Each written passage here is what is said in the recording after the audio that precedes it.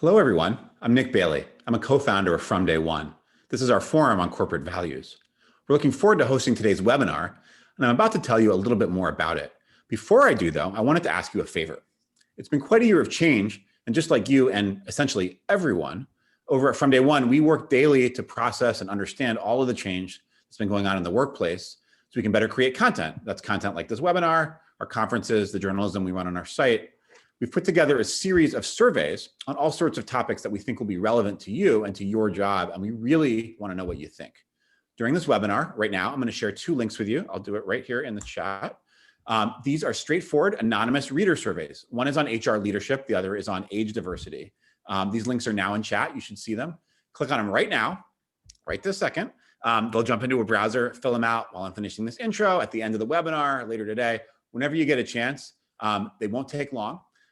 And please don't hesitate to click and share your thoughts. We'd really love to hear from you. A lot of what we do feels like staring into a blank screen and talking. We know you're out there, but we often don't hear from you. You just hear from us. So this is a chance for us to hear what you guys are thinking about, and that can help us figure out what we're going to bring to you next for our webinars and similar conferences.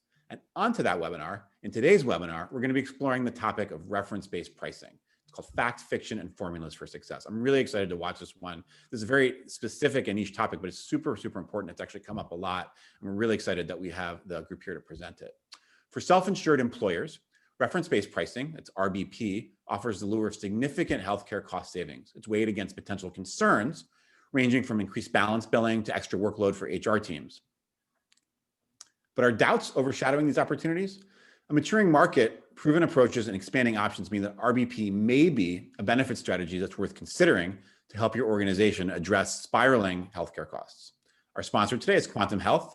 I'm going to tell you a little bit more about them. Quantum Health is a healthcare navigation and care coordination company that delivers an unparalleled consumer experience for employee members, as well as validated claim savings and high satisfaction rates for employees. They believe that no one should navigate the complex healthcare ecosystem alone. Quantum Health's proprietary real-time intercept model identifies opportunities for early intervention in an employee's healthcare journey. That drives cost efficiencies and improved engagement. Before we dive in, a few logistical items.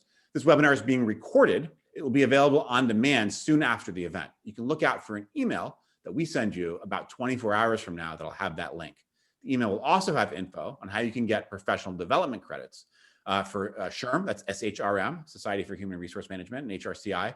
And look out for a written account of this conversation on our website. That's fromday1.co, FROMDAYONE.co. With all that out of the way, hope you guys are filling out your surveys. And I'm now going to pass it over to our moderator, Dr. Michael Sokol. Michael, thanks so much, and over to you. Great. Thanks, Nick, for that very kind introduction. Really appreciate it. And want to thank Day One for hosting us today. Want to welcome all attendees. Good afternoon, good morning in some cases to those on the West Coast. We're really excited to have you today. Again, my name is Mike Sokol. I'm the Senior Vice President of Clinical Strategy for Quantum Health, and very excited to have four distinguished panelists with us today. We have Leslie Locker, Senior Benefits Analyst at Core and Maine. We have Natalie Price, Senior Director, Benefits and Compensation at Whitecap. Nabil Fakhouri, Director of Client Accounts at Epic Insurance Brokers and Consultants. And Ted Kemis, Vice President of Carrier Relations at Quantum Health. Welcome to all of our panelists. So today we're going to have a discussion, as you know, about reference-based pricing. And there are at least three takeaways that we'd like you to gain from today's discussion. First, to gain a baseline knowledge of what reference-based pricing, or RBP, is, and why some self-insured employers are adopting it as a strategy. Second, to gain clarity around some common misconceptions and keys to success when it comes to reference-based pricing. And finally, understanding the roles that partners can play in helping an employer successfully implement a health plan based on reference-based pricing. So with that, we're going to kick it off with our first question to Ted. Ted, there seems to be some confusion and differences of opinion about reference-based pricing and exactly what it is, or what may sometimes be called value-based pricing. Can you give us a common foundation for today's discussion so we're all referring to the same concepts? Sure. Thank you, Dr. Mike. The bottom line is we're going to be talking about reference-based pricing from the standpoint of this is a pricing mechanism that is indexed to Medicare. And so we're going to be looking at a cost savings vehicle that employers may choose to use to control and manage cost in a very transparent way. And so today should be very interesting. Great, that's excellent. Thanks, Ted. So our next question is for Natalie and for Leslie. So for our employer panelists, what attracted your organization to reference-based pricing? And why do you think it might be an effective strategy for your organization and membership? So let's start off with Natalie. Yeah, thank you. And thank you for having me today. So with our plan over the last few years, we have pulled a ton of levers to try to reduce costs. So we moved to a full replacement high deductible plan back in 2014 and eliminated our PPO plan. And we did see some significant cost savings from those measures for several years, but we're definitely starting to see the costs, kind of start to creep back up. So, our broker has brought to us several times over the years the concept of reference-based pricing. And the cost savings you can get from those programs are very attractive. We did candidly kind of punch for a couple of years as we thought it through. And then I think maybe it was 2 years ago, a vendor presented an opportunity to us where the pricing is kind of adopted with the hospital up front. A lot of the negotiations occur up front, and kind of having that style of program versus the negotiations happening after the procedure is completed made us decide that we would go ahead and try to roll out, the reference-based pricing with this model. Great, and Leslie? Well, our goal too was to save on claims costs, and over the years, we had seen the same thing, that the claims costs kept creeping up even after moving to consumer-driven health plans as well. We implemented the reference-based pricing plan on our plan, which had been incurring the highest claims costs over the last couple of years. And but since we were implementing it on the plan that had the highest claims costs and obviously the highest utilization, we decided to try and make it as easy as possible to use. We didn't go with a full replacement on it. We just replaced one of our plans with reference-based pricing. And in doing so, we went ahead and implemented it on our highest plan, obviously, and the one that had been incurring the highest costs. And to make it as easy as possible to use, we also implemented it in a way that made it an open access plan and with absolutely no restrictions for network and so forth. So that had a lot of tricks along with it as well, but we have definitely yielded some significant savings as a result of doing that, since that was the plan that had the highest utilization claims wise. Great, and I know we'll get into some of that discussion about savings later on. At this point, I'm going to turn it over to Nabil. Nabil, you've worked with both of these employers as a consultant, as well as with many other organizations. So based on your experience, can reference-based pricing be an effective strategy for any organization, or are there certain types where it's more likely to be a good fit? Thank you for having me today, and it's a pleasure being on this panel. That's a very interesting question. I can tell you there isn't a set criteria for an employer to be a candidate for reference-based pricing, but there are definitely some things to consider. As Natalie stated earlier, self-funded employers that are looking for strategies to move the needle on their spend and help the plan and members save money outside of what we call traditional cost-shifting mechanisms around plan design or premiums, really tackling reimbursement at point of sale for what drives most of your medical spend, which is inpatient and outpatient facility claims. That's outside of pharmacy. So I feel like any self-funded employer that's looking to move the needle outside of those traditional mechanisms or strategy would be a good candidate. Things to consider your national footprint? Are you concentrated within a given geography where the healthcare system is accepting of reference-based arrangements, or is there an opportunity to educate them and partner with them to set something like this in place, potentially drive volume that way? They're willing more to partner with you as a self-funded employer. Does the employer have the bandwidth? And that's a bandwidth internally to the HR and the benefits team. And does your consultant broker have the bandwidth to assist when claims are getting negotiated and are coming back for you to review and settle? Keep in mind, we're going to probably talk about this in a later point. Timing is key when you're negotiating those claims. So you have to be quick. You've got to have an agile team that's able to jump on these claims, negotiate them, make the best decision for plan, member, and sometimes for provider.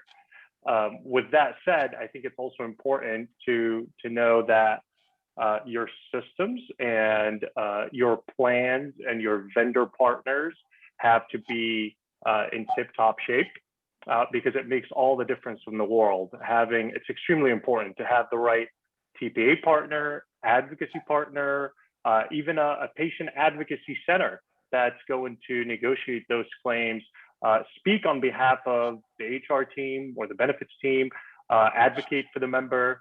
And a lot of times, all three elements have to be well integrated together in order to have a successful RBP plan in place.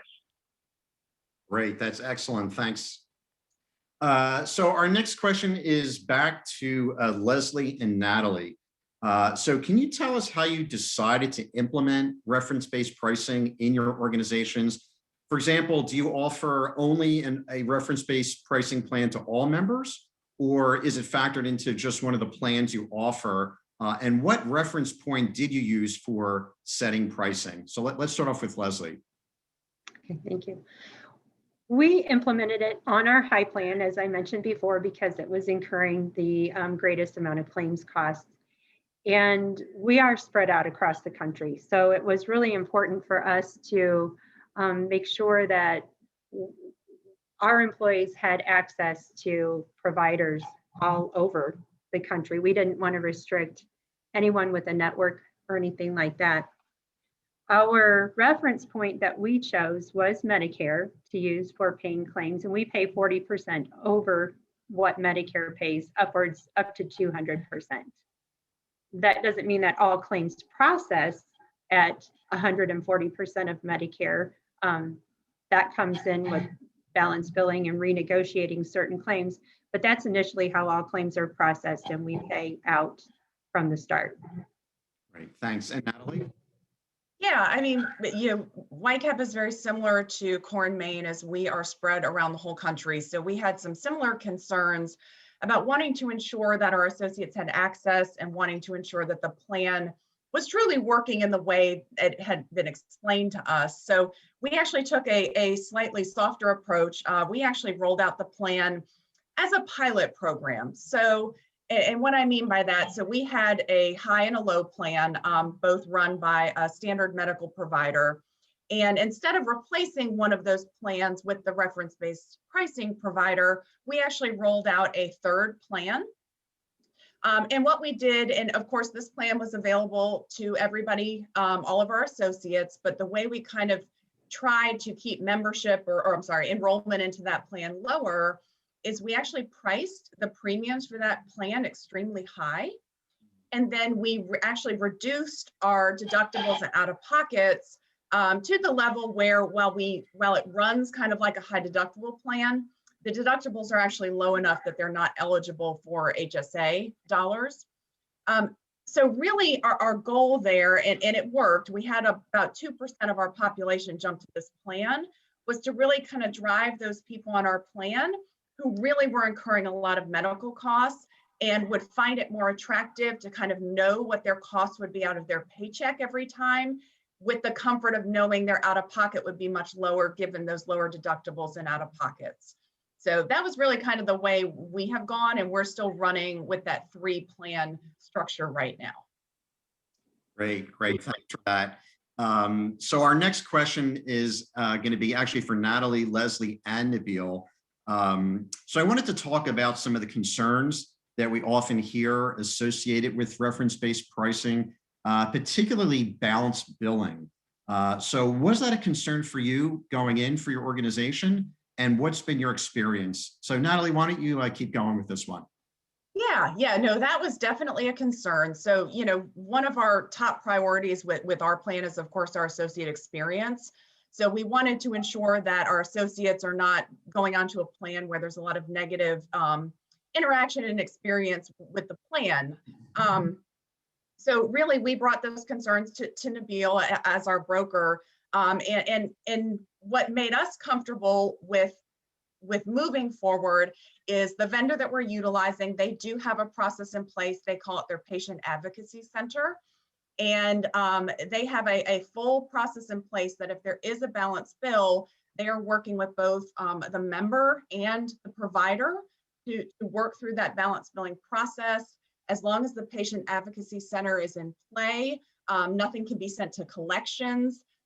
So for us, it's definitely a concern, but having that advocacy center in place to really be there for our associates and candidly to help our team as we get escalations was extremely important.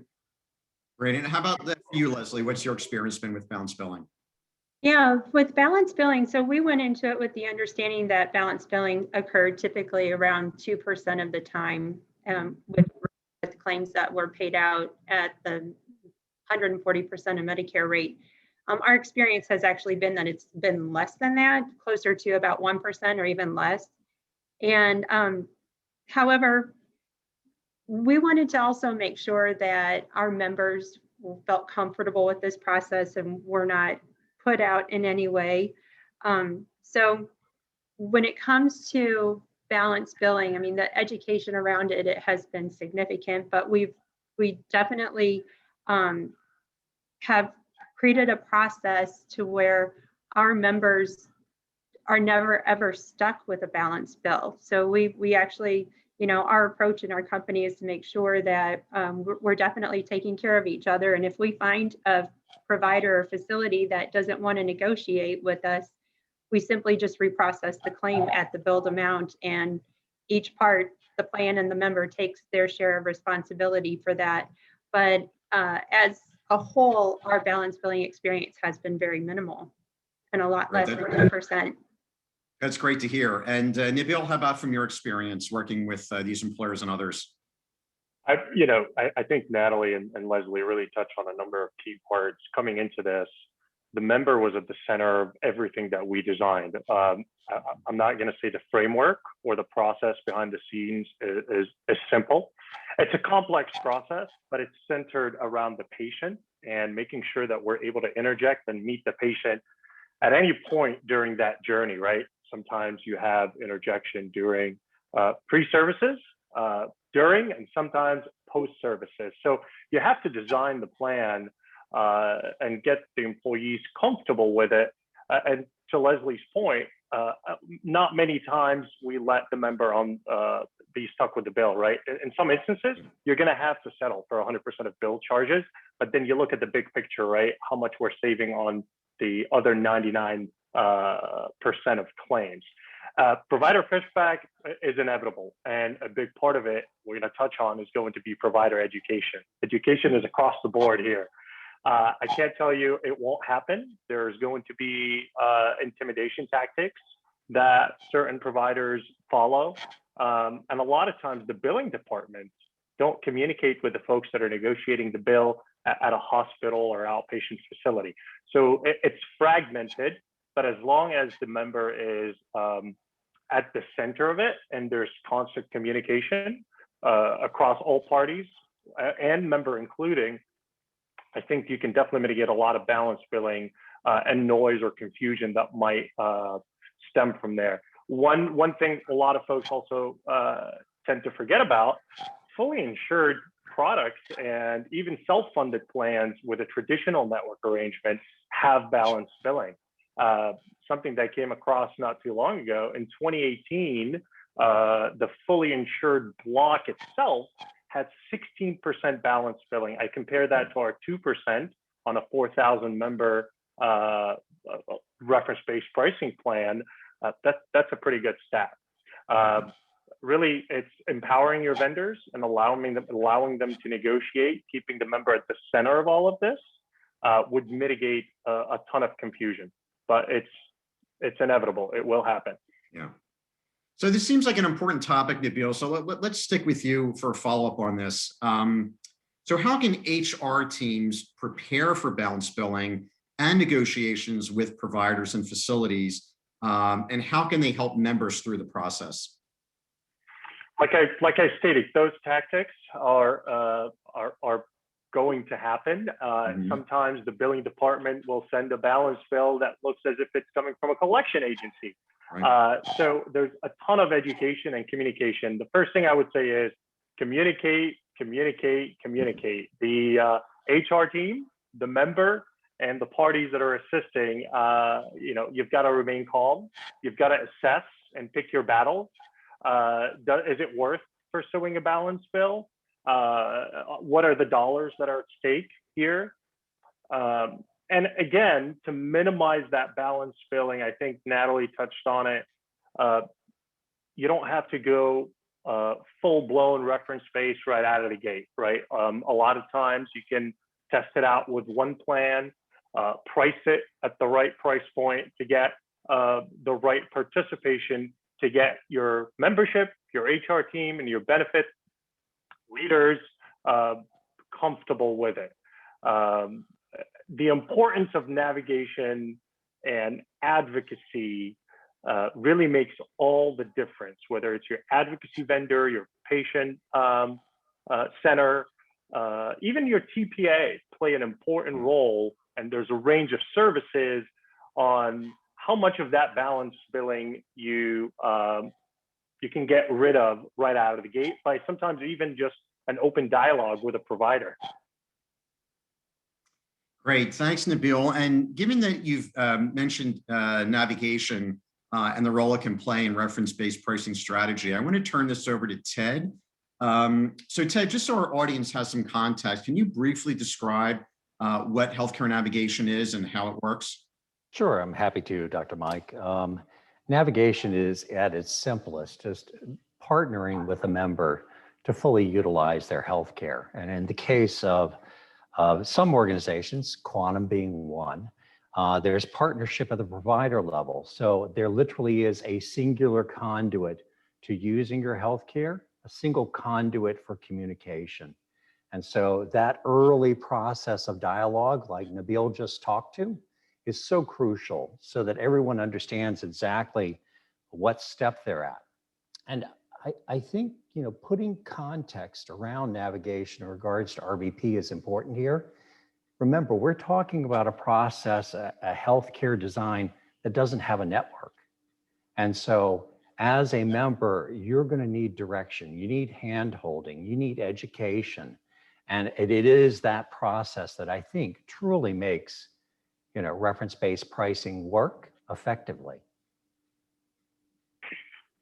Great. And if I may add, please. It's really rewiring our thought process. And it's not just the member that's recognizing a brand name on the ID card, because that process of that framework, it goes all the way from the ID card to the EOB after services are rendered. And you've got to rewire how we think about network and access on these plans.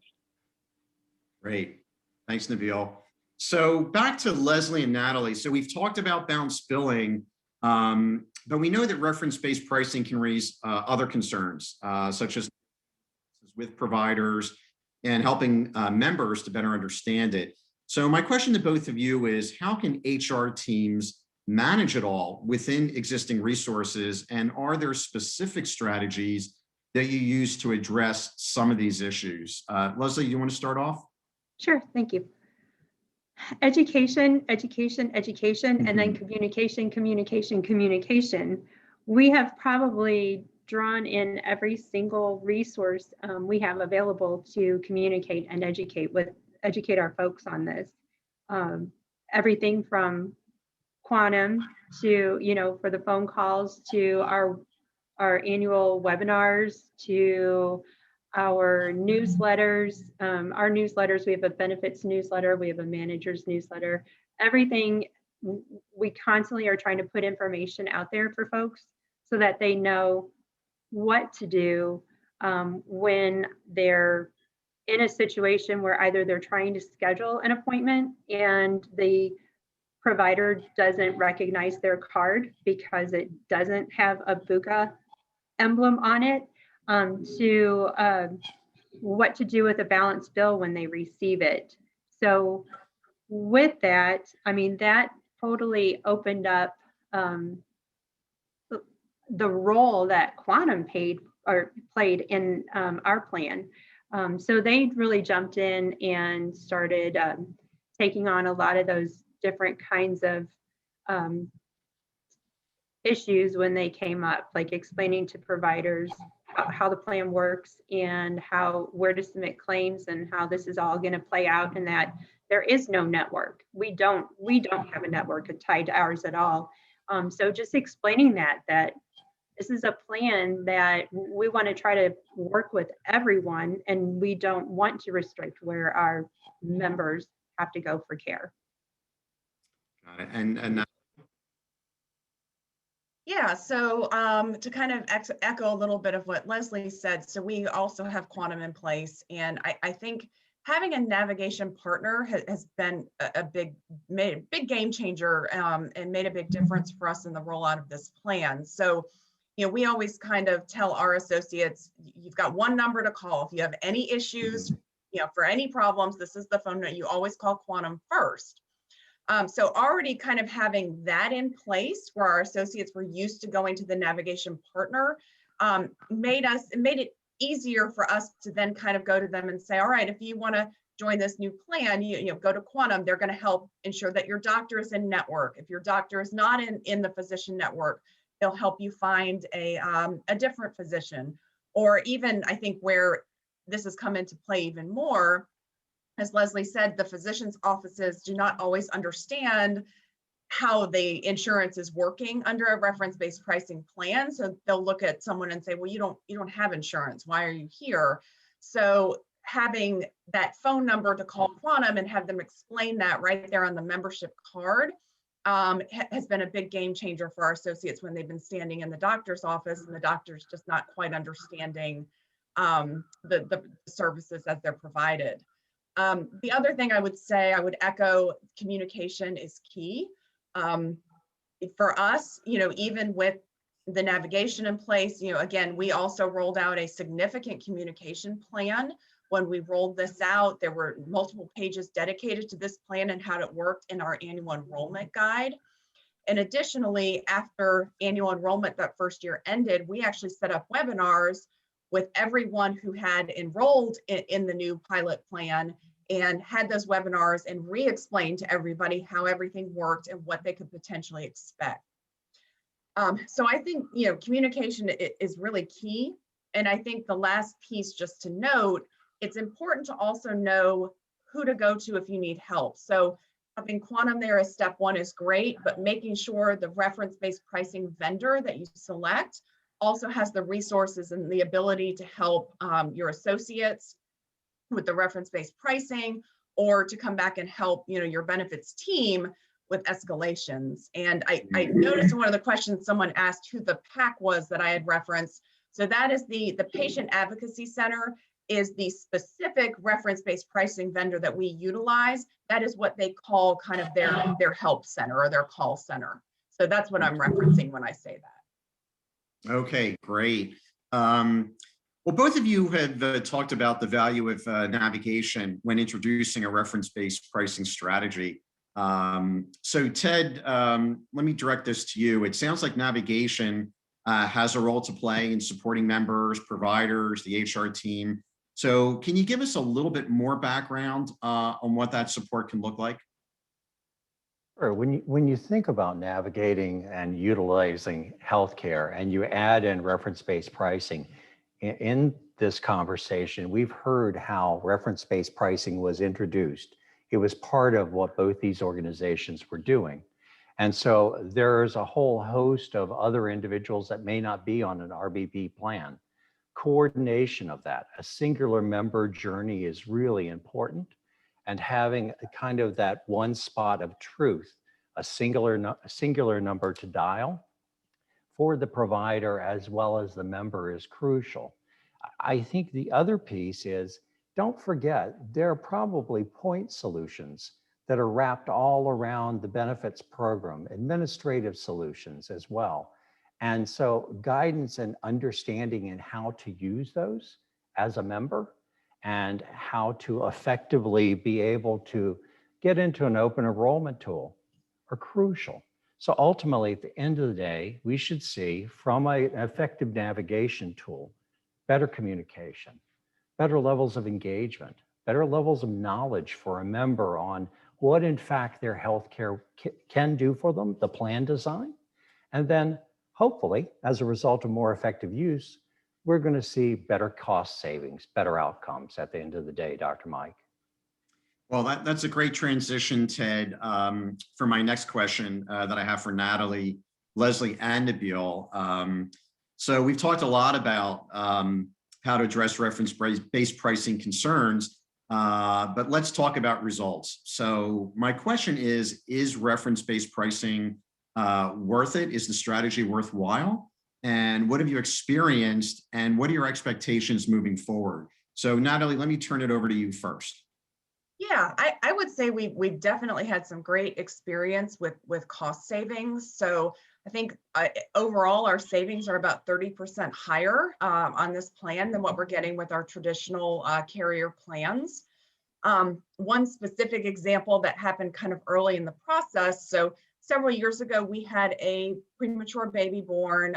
That baby was in the NICU for a couple of months, and we incurred costs for that baby of over $1 million.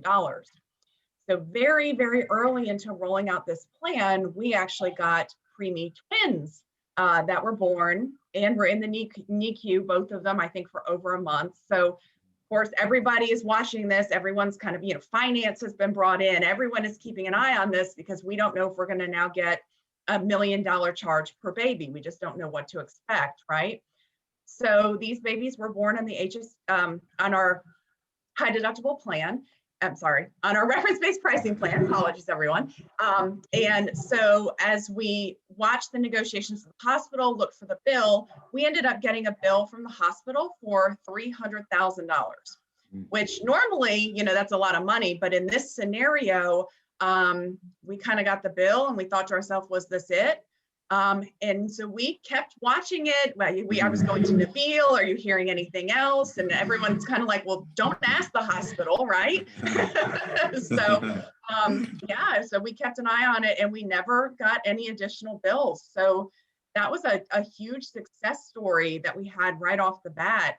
Now it has not all been, successful. I will say we've had two members at two hospitals, one in Illinois and one in Georgia, that have had, the experiences have not gone nearly as well. The hospitals have just had zero interest in negotiating any type of percentage of Medicare payment. Our reference-based pricing vendor, they worked very hard in negotiating with the hospitals. But unfortunately, as that negotiation was going on, the hospitals were calling our associates, calling their spouses. So they in turn were calling us. We got involved. We had to get involved with the patient advocacy center. And it really, as it turns out, and there's nothing we can necessarily do to control this, but the patient advocacy center was talking to one person at the hospital.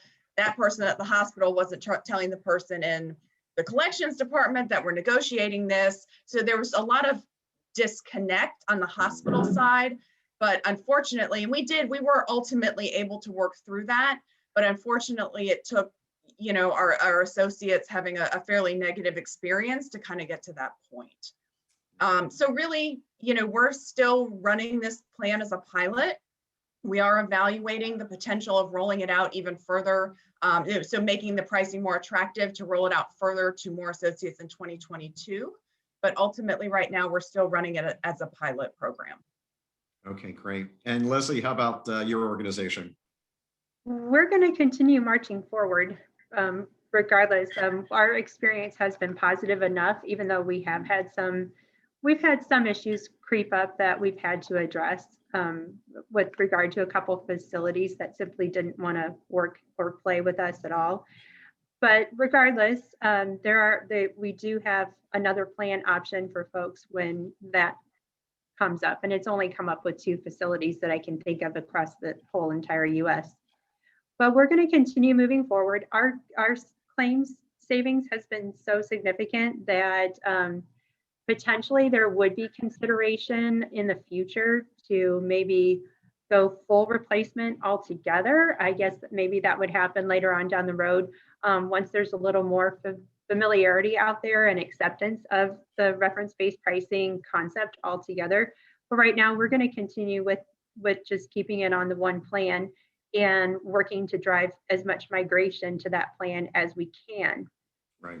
This past year, we did make that plan even richer than it was before, and we reduced the premiums on it. So we did have about a 4% migration over to that plan from where it was last year and the year before. So that's our plan, is to keep moving forward and just try to keep educating folks out there about what reference-based pricing is, in hopes that this concept really does kind of take off hugely at some point.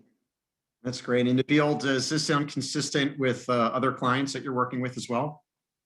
Pretty consistent. Reference-based pricing is catching traction in the marketplace. 10 years ago, you talk about reference-based pricing, I think you'll be lucky to get 100 attendees on a webinar. So that's a testament of the buzz around this in the marketplace. And something has to be actively done to mitigate the trends that we've seen on the medical front, especially inpatient and outpatient facility charges. The financial story is compelling. The framework is complex behind the scenes, but it's doable. The 2 clients on the panel are an example of that, or a testament of that.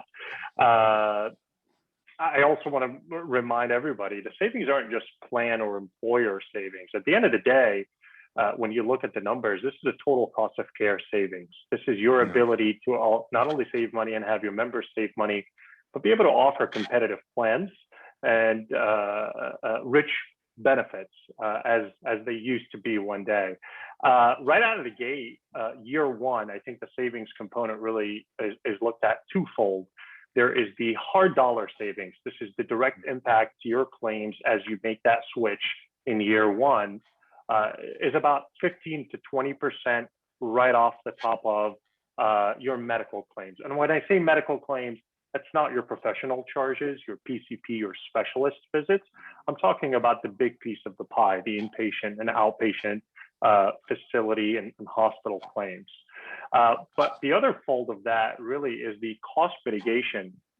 And we work on that very closely with our clients to show the opportunity with the traditional discount off of a bill charge versus what you're paying, your allowed charges. And that comparison and the cost mitigation year over year has truly been eye-opening.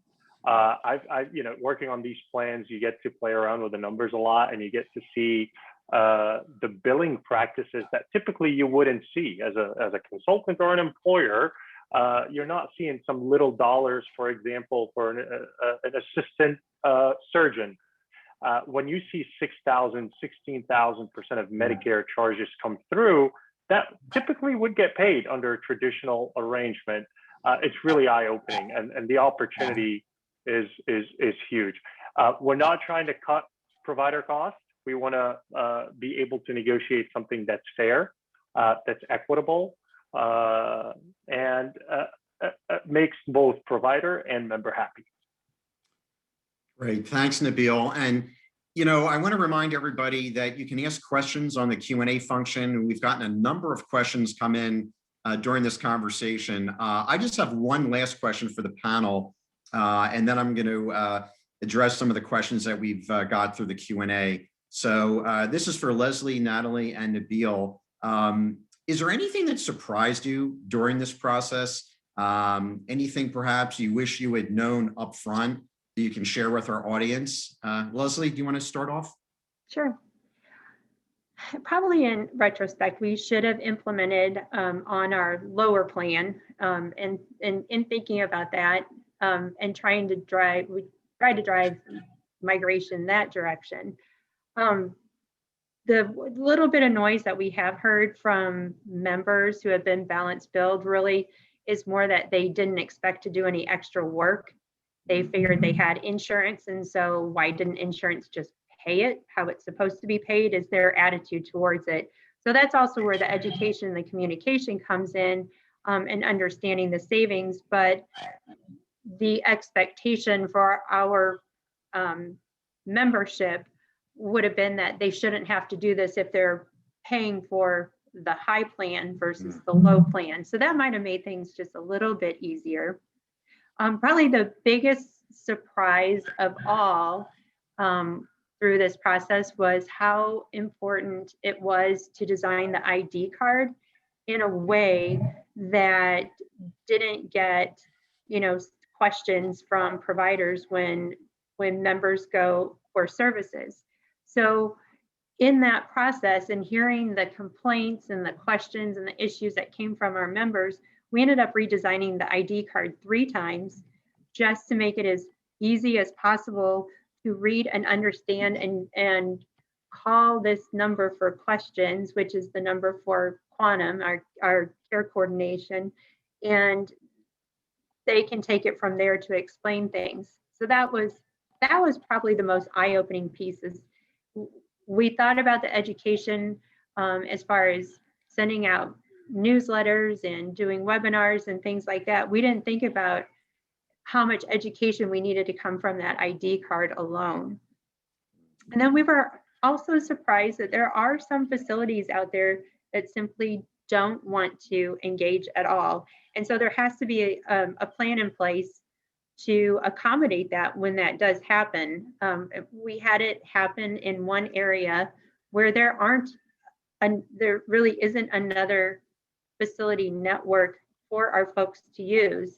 And that's really why we keep the other plan in place more than anything right now, which uses a traditional carrier network. We want to make sure that our associates are able to have access to coverage wherever they are.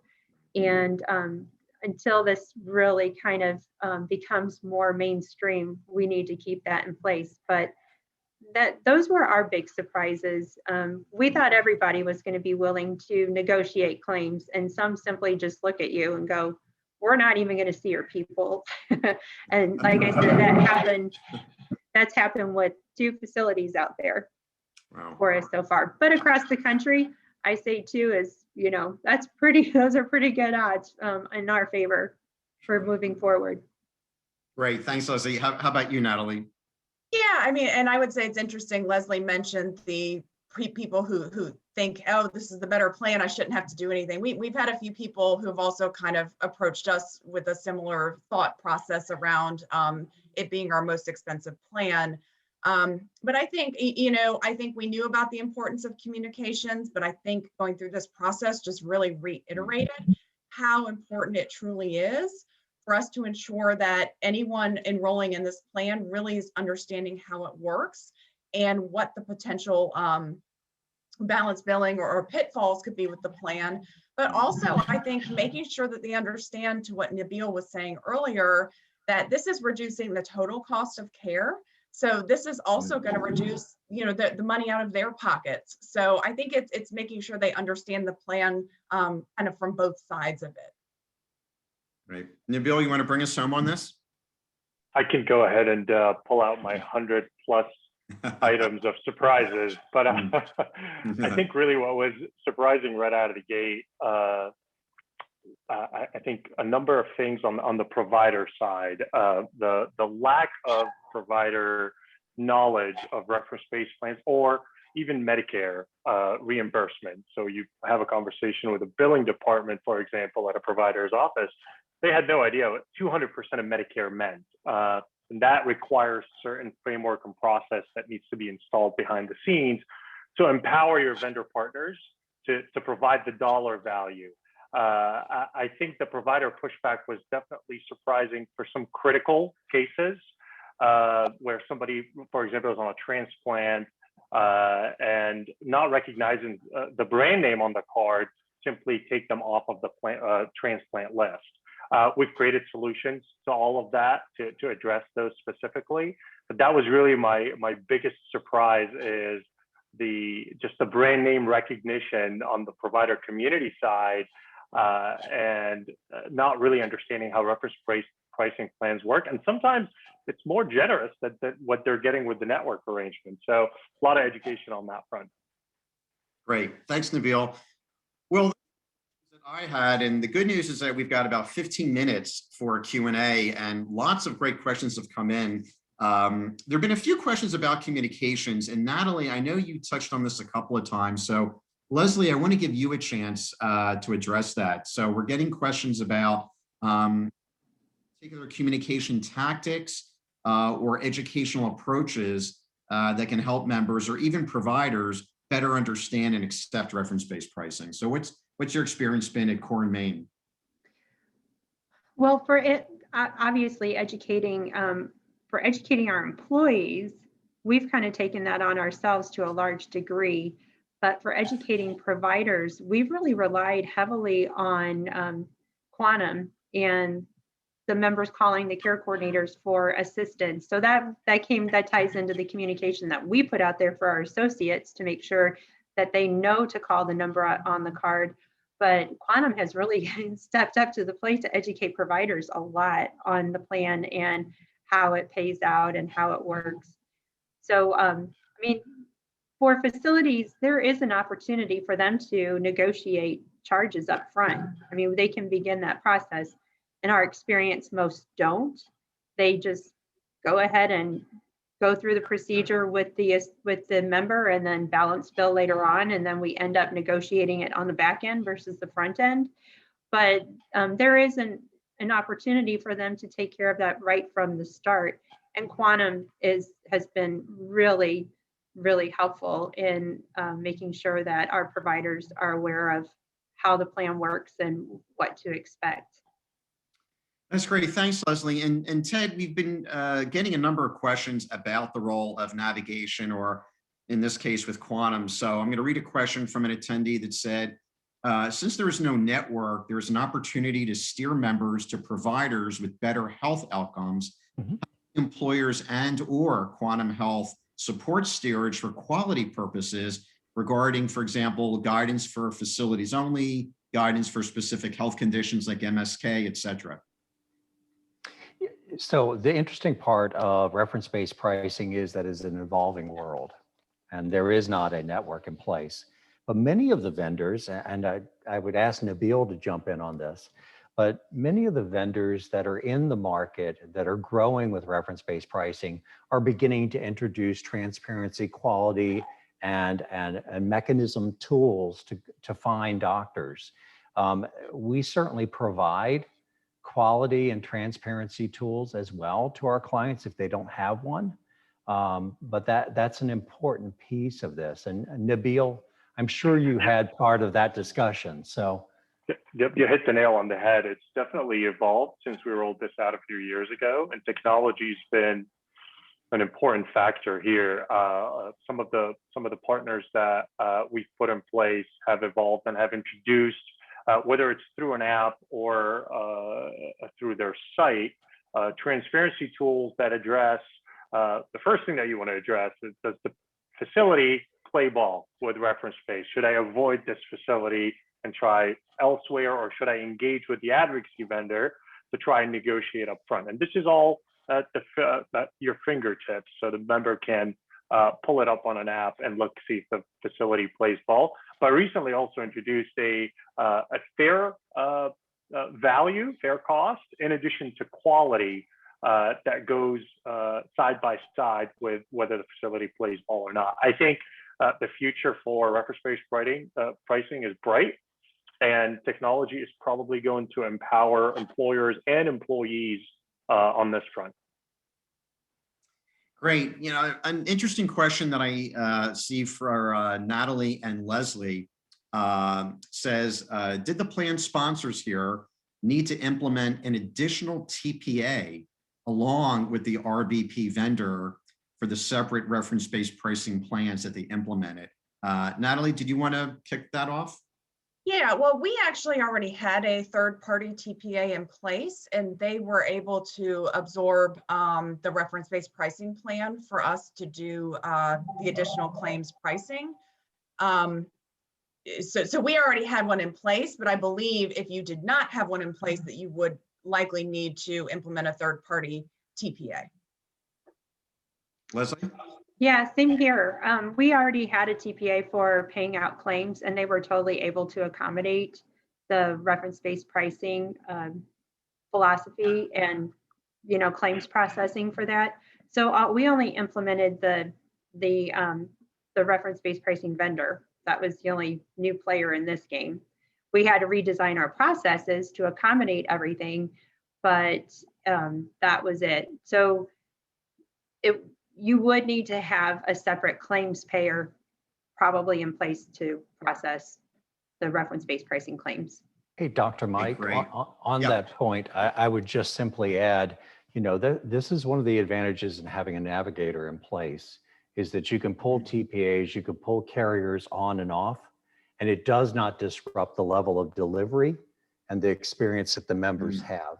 Secondly, remember, at least from a quantum perspective, we're simply looking for eligibility and claims feeds. So the TPA function really is ingested just simply from those 2 points into a navigator. So it simplifies it dramatically. Great, thanks, Ted. And given the current environment that we're living in with the pandemic, one of our attendees has asked the question, with hospitals facing loss of revenue due to COVID, do you think that they will be less willing to negotiate going forward? Nabil, did you want to try that one? I'm not sure if I've seen any data that validates that hospitals are losing revenue due to COVID. But I can tell you is a lot of times, a lot of balance billing that we're seeing is from healthcare systems that monopolize a given geography, meaning they already own the hospital, they already own the outpatient facilities, and they own the specialists and the PCPs that are within that given area. I think what's interesting, which was a question that was posed earlier, what's the new guidance or the new legislation that's effective 1/1/2022 around balance billing? How is that going to impact plans like this? I think that's extremely beneficial for reference-based pricing. A lot of times, even on a network arrangement, your wrap providers, your radiologists, anesthesiologists, pathologists are either non-contracted or just billing outrageous charges. This is going to bring them to the negotiation table because now they're not pursuing the member. So I foresee that legislation to at least bring them to the negotiation table and lessen a lot of the intimidation tactics that's used with members. Great, thanks, Nabil.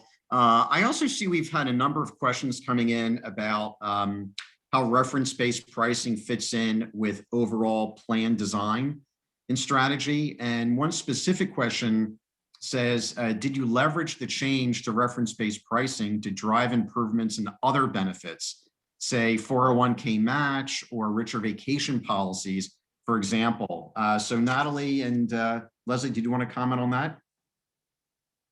Yeah, I'll start. From our perspective, given that it's still a pilot program, I'll say we probably not yet. However, our leadership team is always very committed that if we're able to drive significant savings in the plan, that we would reinvest that into the plan. And actually, one of the things that we are looking at for 2022 is actually some benchmarking on 401k and some improved employer match dollars. So potentially, if we're able to roll this plan out to a broader group of our company, we would be able to use those dollars for those types of changes.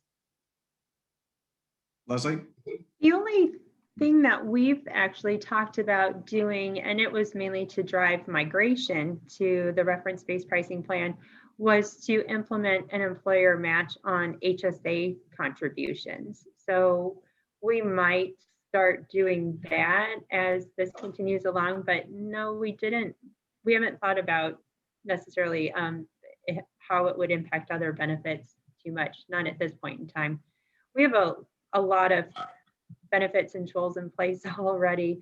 So just kind of seeding the HSA is really all that we've thought about doing right now. Right. Well, I think we have time for one or two additional questions. Another interesting one, and I'll throw this back to Natalie and Leslie.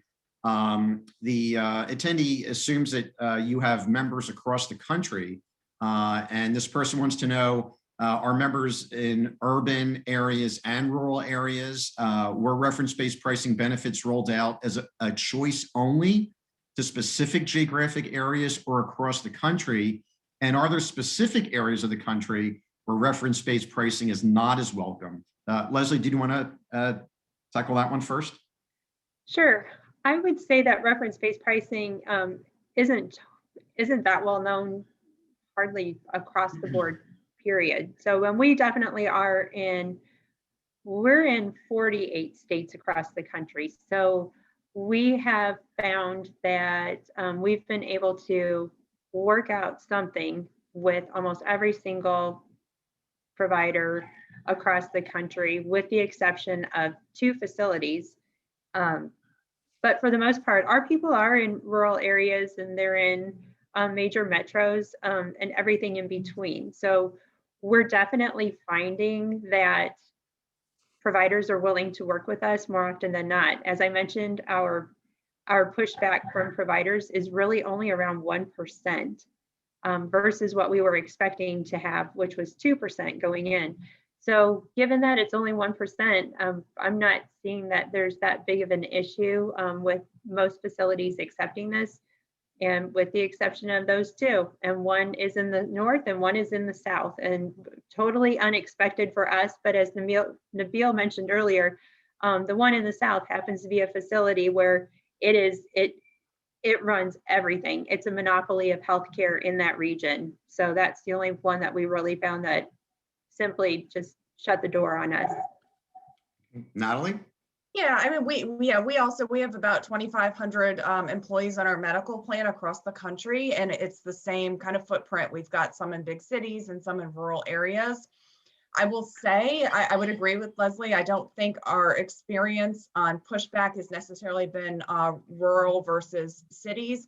The 2 facilities actually where we've had the most problems are actually in Chicago and in Atlanta. So both located in major metropolitan areas, so not rural areas. So yeah, so I wouldn't say there's anything from that perspective driving any differences. Okay, great. I see that we have a ton more questions, and unfortunately we're almost out of time. So let me just wrap up by thanking all of you for your participation, and particularly for our panelists who did such a wonderful job, to Nabil, Leslie, Natalie, and Ted. Again, I hope that we were able to cover the 3 things we talked about at the beginning: a baseline knowledge of reference-based pricing, getting clarity around some misconceptions and the keys to success, as well as understanding the role that partners can play in helping to successfully implement an RBP strategy. So with that, I'm going to turn it back over to you, Nick, and thank you and Day One again for giving us this opportunity to cover such an interesting topic. Thank you so much. Thank you so much. That was a really, really informative and very detailed presentation. That was super helpful. I enjoyed the whole thing. To wrap up today, I'd like to thank all of our speakers, as well as our sponsor, Quantum Health. If you'd like to join us for more virtual events, you can head to our website, fromday1.co. That's FROMDAYONE.co. When you get there, you can check out more of our upcoming webinars and conferences. I'm going to mention those in a minute, but one more time, I want to throw this link into the chat. We are really, really appreciative if you guys could spend a second or two just clicking on that link. There's 2 surveys there. We're using those surveys to help figure out what our content is going to be for the next couple months and really for the rest of the year. There's so much information that we get from you that helps us create stuff that you would like. So we really appreciate it when you can help. Speaking of upcoming content, on Tuesday, this coming Tuesday, March 16th, we'll be covering the topic on parents under pressure, how to ensure their well-being at a time of historic stress. Next week, on Thursday, that's March 18th, we'll be hosting a webinar titled On-Demand Pay in a Responsible Way. Thanks so much to you. You're our From Day One audience. We really appreciate that you were here and you participated in this webinar today. We look forward to bringing you lots more engaging webinars and virtual conferences throughout this coming year. If you'd like to join us for more digital events, again, please join our website. Thank you for joining us. Please stay safe and go into chat, click on that survey link and fill it out. We really, really would love to hear from you. We really appreciate it. Thanks again.